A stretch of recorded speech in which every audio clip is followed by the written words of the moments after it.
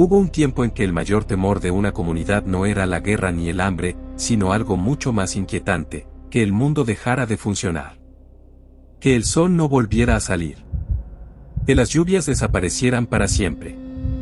Que los dioses, en silencio, se dieran la vuelta. Frente a esa posibilidad, algunas sociedades llegaron a convencerse de que existía un precio que debía pagarse para que todo continuara. No fue una decisión tomada desde la locura ni desde la oscuridad, sino desde una lógica profundamente arraigada en su manera de entender el universo. Y quizá la pregunta más incómoda no sea qué hicieron, sino qué estaríamos dispuestos a hacer nosotros si creyéramos, con absoluta certeza, que la supervivencia del mundo depende de ello.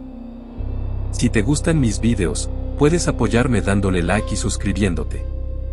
Empecemos. En las primeras civilizaciones urbanas que surgieron entre los ríos Tigris y Éufrates, en la región que hoy ocupa principalmente Irak, la vida cotidiana estaba marcada por una sensación constante de fragilidad. Hacia el 3000 a.C., ciudades como Uruk, Urolagas dependían por completo de ciclos naturales imposibles de predecir. Las inundaciones podían fertilizar los campos o destruirlos en cuestión de días. Las sequías, las epidemias y las guerras eran interpretadas como decisiones directas de los dioses. Los textos sumerios y acadios describen a las divinidades como poderosas pero volátiles, creyéndose incluso que los humanos fueron creados solo para trabajar y alimentar a estos dioses hambrientos. En ese contexto, la religión no era una cuestión privada, sino una herramienta de supervivencia. Cada acto importante de la vida, la siembra, la guerra, la construcción de templos, estaba acompañado de rituales cuyo objetivo era mantener el favor divino. Cuando las ofrendas habituales de grano, ganado o bienes preciosos no parecían suficientes y las catástrofes continuaban, comenzó a surgir una idea inquietante: quizá los dioses exigían algo más valioso. La vida humana empezó entonces a adquirir un significado ritual extremo. No como violencia gratuita, sino como último recurso frente a una amenaza que se percibía como absoluta. En este mundo, no actuar podía significar la desaparición de la ciudad entera. En regiones del Próximo Oriente como Canaán y la costa fenicia, que hoy abarcan partes de Israel, Líbano y Siria, entre aproximadamente el 2000 y el 1000 a.C., la relación con los dioses se entendía como un contrato explícito. Mientras los humanos cumplían con sus obligaciones rituales, los dioses protegían a la comunidad. Cuando ese equilibrio se rompía, el castigo no se cuestionaba, se corregía. Las decisiones rituales no eran individuales. Sacerdotes y gobernantes interpretaban presagios, examinaban señales naturales y tomaban decisiones en nombre de toda la población. En momentos de guerra, asedio o hambruna prolongada, las medidas se volvían extremas. El sacrificio humano, documentado en fuentes antiguas y debatido por la historiografía moderna, aparecía como una ofrenda excepcional, no cotidiana, destinada a evitar una catástrofe mayor. La vida cotidiana de estas sociedades estaba atravesada por el miedo al castigo divino. La lógica era clara: si no se hacía nada, el desastre sería total. En ese contexto mental, ofrecer una vida podía parecer un acto doloroso, pero necesario.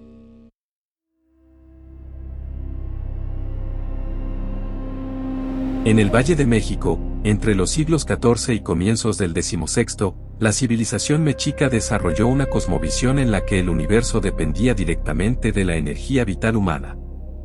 Según sus relatos de creación, el mundo había sido destruido varias veces antes y el sol actual solo podía mantenerse en movimiento si recibía alimento.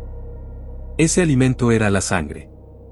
Tenochtitlán, fundada en 1325 sobre el lago Texcoco, se convirtió en el centro de este sistema religioso, político y militar.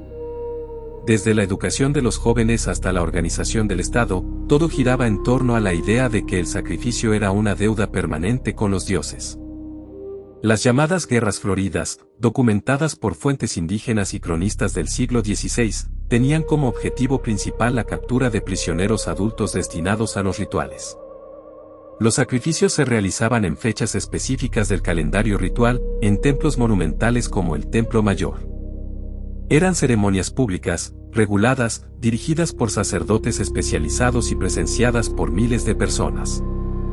Para la población, estos actos no eran vistos como crueldad, sino como una garantía de que el sol seguiría saliendo al día siguiente.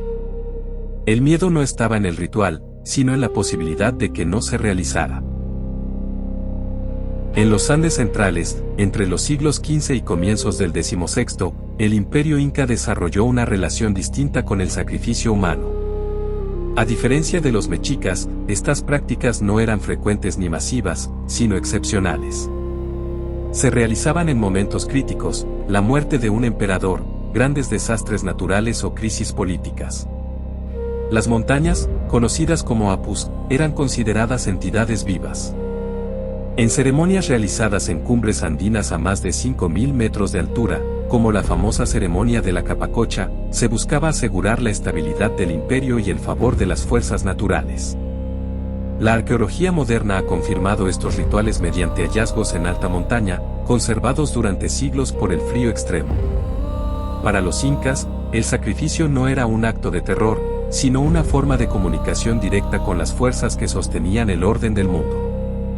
La vida cotidiana estaba marcada por la obediencia al Estado y a los dioses, y estos rituales reforzaban la legitimidad del poder imperial. Pero no piensen que esta era una lógica exclusiva de tierras lejanas. En el Mediterráneo antiguo, el sacrificio humano nunca fue una práctica cotidiana, pero aparece documentado en momentos de desesperación extrema. En Cartago, ciudad fundada en el siglo IX a.C. en el actual Túnez, las fuentes clásicas describen rituales excepcionales realizados durante crisis graves, especialmente en el contexto de guerras contra Roma, en lugares conocidos como Topet, donde el fuego buscaba sellar promesas desesperadas. En Grecia y Roma, donde estas prácticas generaban rechazo moral, también se documentan casos aislados de ejecuciones ritualizadas en situaciones límite. Precisamente por ser excepcionales, estos episodios revelan hasta qué punto el miedo podía superar cualquier norma ética establecida cuando la supervivencia colectiva parecía estar en juego. A partir de los últimos siglos antes de nuestra era, y especialmente con la expansión de nuevas religiones y filosofías, el sacrificio humano comenzó a desaparecer progresivamente.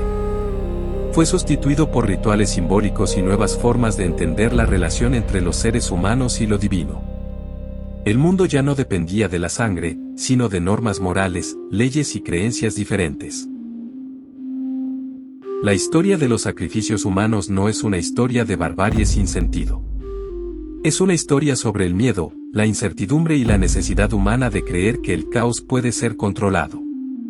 Comprenderlo no significa justificarlo, sino reconocer hasta dónde puede llegar una sociedad cuando cree que todo está en juego. No olvides suscribirte y dejarme un comentario y te dejo esta pregunta. ¿Crees que el miedo puede llevar a una sociedad a justificar cualquier acto si lo considera necesario para sobrevivir? O más aún, hemos sustituido hoy esos altares de sangre por otros sacrificios modernos en nombre del progreso o la economía. Nos vemos en otro vídeo de Crónicas del Ayer Roto.